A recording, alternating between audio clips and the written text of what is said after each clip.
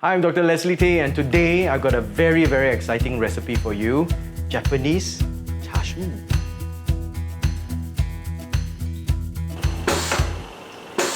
This is the chashu you always get when you eat ramen, right? And you always don't get enough. But when you make it, you can have a whole plate yourself. It's really nice on rice, fun in a bun, and on ramen. Aboden. So, when you buy a pork belly, it's a whole slab like this. If you can, ask the butcher to give you the upper part because the fat and the lean is a little bit more even. You can see it on the cross section. But the problem with the upper part is got little ribs there, the soft bone. Without removing the ribs, you probably cannot roll the pork properly. You can ask your butcher to do it if you're at the market, but if you have to do it yourself, this is the way you're going to do it. You can see that the bone is here. So this is the bottom layer of the pork that you need to remove. So you can just put your knife in below and carefully just slice out the bottommost layer. Always have the knife cutting away from you, right? Or else you might cut yourself.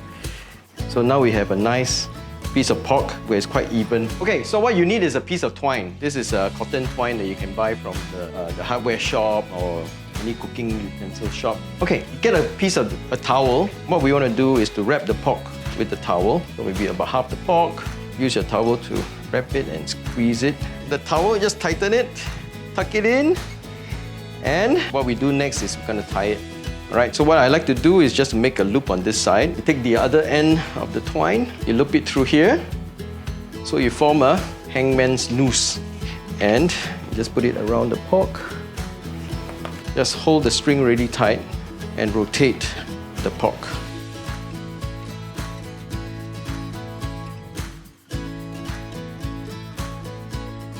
Okay, and once you reach the end, just pass the string under and just tie a dead knot here.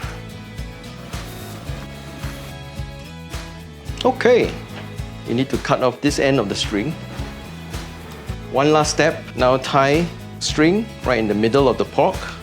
It's easy to just lift up the pork from the pot later on. There you go.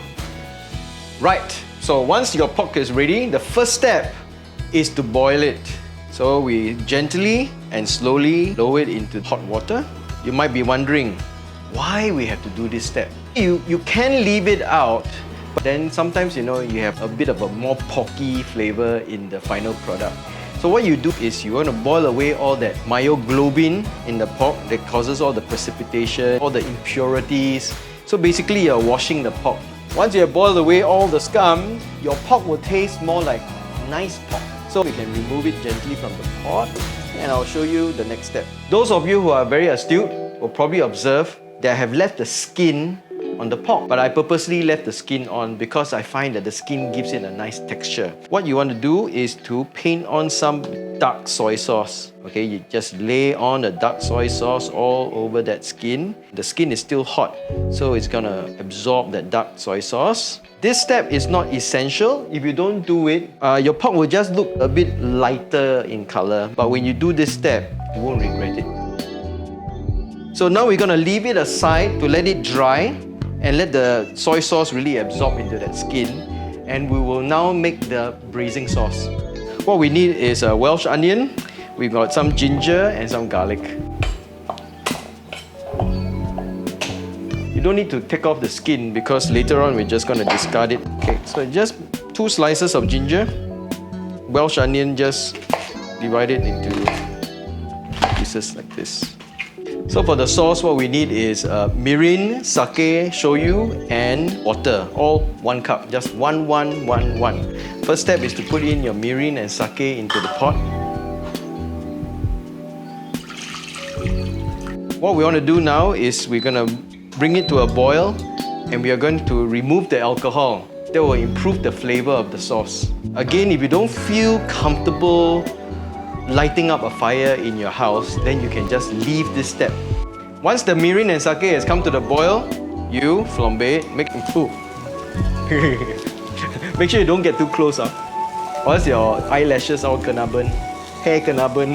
Not very good. Alright, the flame is still going, so we have to patiently wait until all the flame has gone.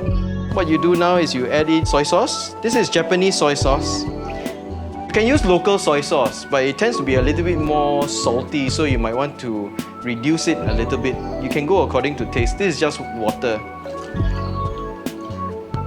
Almost forgot. Important. Some 50 grams of sugar.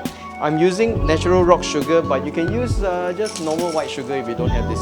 Of course, if you want to increase the umami, the oomph, you can add in things like MSG or chicken powder. But we don't need to do it today because we are using the Tefal Multicooker, which has OptiTaste technology.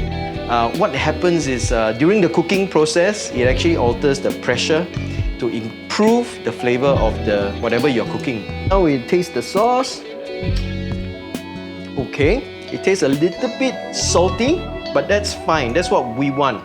We want a little bit salty, sweet, because when we are cooking it in the pressure cooker, the meat will also release some more liquid. In the end, you will end up with a very nice tasting gravy. We're just going to put this aside and I'm going to show you our star today. So here you go. This is the Tefal Home Chef Smart Pro IH Multicooker. Okay, let me tell you why I love this appliance. Because if you do pressure cooking at home on a stove, it's always very noisy. It's making the hissing sound all the way. This pork would have taken me 3 hours to do normally. But with this pressure cooker, it's only 45 minutes. Let's have a look at the inside. You have this spherical bowl. It's an induction heating cooker. So the heat is gonna go all the way around the pot, enveloping it, and the heat will go circulate around and around. And the pressure inside is regulated so that you bring out the best flavors in the meat. First of all, we're gonna put our meat in. This string has got to go inside because if you try to leave it out, then the pressure cooker won't work. Guess how I found out?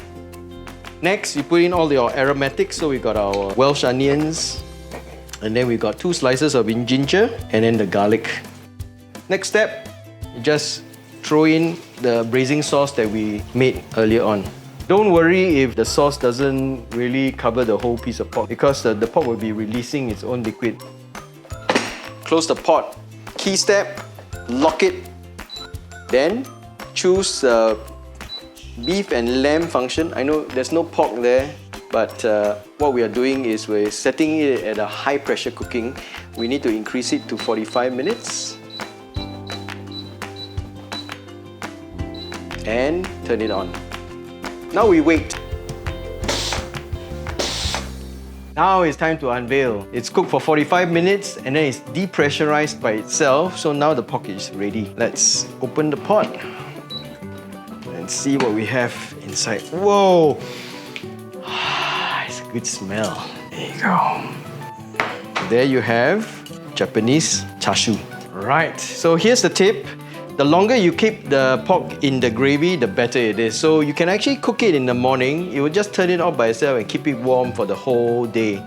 And by the time you come back in the evening, you have a nice chashu. See how soft it is? I can even poke a chopstick right through. So another tip is, if you want to slice the pork like how they do it in the ramen shop, leave it in the fridge overnight. The pork will firm up and you'll find it easier to slice. The next time you want to think about cooking lobak, why don't you do something a little bit more special and make it into Japanese Chashu? Very easily done with the Tefal Home Chef Smart Pro IH Multicooker.